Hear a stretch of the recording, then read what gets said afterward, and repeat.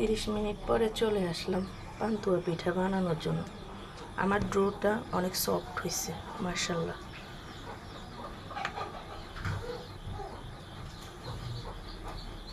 এখানে আমি কড়াই বসিয়ে নিলাম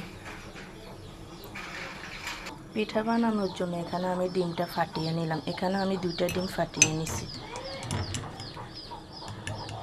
অনেকে কাঁঠাল পাতা দিয়ে বানায়, আমি কিন্তু ডিম দিয়ে বানাবো। ডিম দিয়ে বানালে অনেক মজা হয় খেতে। পাতিলটা আমার গরম হয়ে গেছে, এখন পাতিল আমি তেল দিয়ে দিতেছি। আমার তেলটা গরম হয়ে গেছে, এখানে আমি ডিম দিয়ে দিব।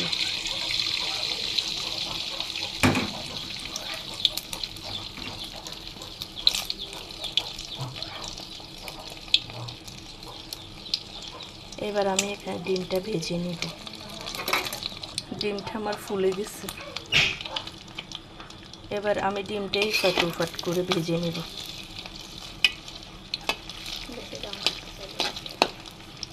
আমি এই পাট করে ডিমটা ভেজে নিতেছি। ডিমটা আমি এবার ভাজ করে নিব।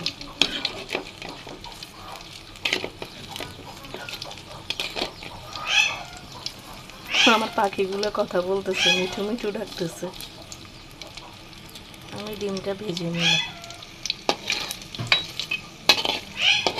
মিঠু, ওরা কথা বলে। মাশাআল্লাহ মাশাআল্লাহ মাশাআল্লাহ। এবার আমি পান্তুয়ার ডোটা দিয়ে দেব।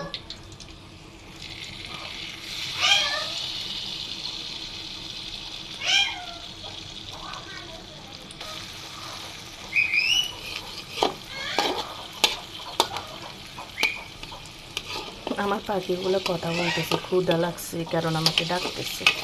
মিঠু ডাকে, আল্লাহ বলে।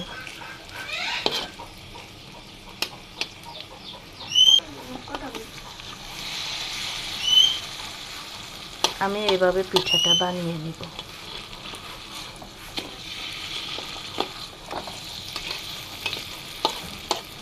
অনেকে ডুবা তেলে ভাজে, কিন্তু আমি ডুবা তেলে ভাজি না।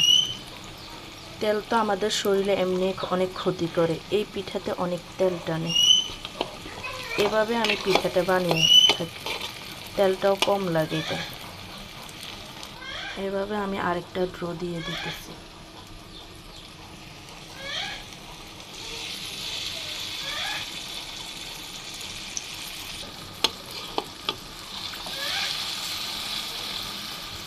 এভাবে আমি পুরো পিঠাটা বানিয়ে নিব। এই তো আমার পিঠার শেপটা চলে আসছে।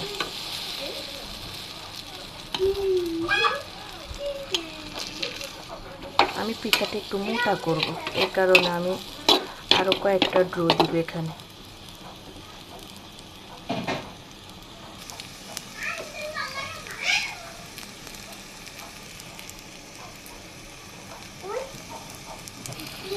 এই তো আমার হয়ে গেল মজাদার পান্তুয়া পিঠা। এবার আমি এটা আরেকটু মুচমুচে করে নেব। এই পাশ ওই পাশ উল্টে আমি এটা মুচমুচে করে নেব। হয়ে গেল আমার মজাদার পান্তুয়া পিঠা। একে একে আমি অন্যগুলো এভাবে বানিয়ে নিব। আমার হাতের পান্তুয়াটা আমার হাজবেন্ড অনেক পছন্দ করে। ওকে অনেক মিস করতেছি। ভিডিওটি ভালো লাগলে লাইক কমেন্ট শেয়ার দিয়ে পাশে থাকবেন। আল্লাহ হাফেজ।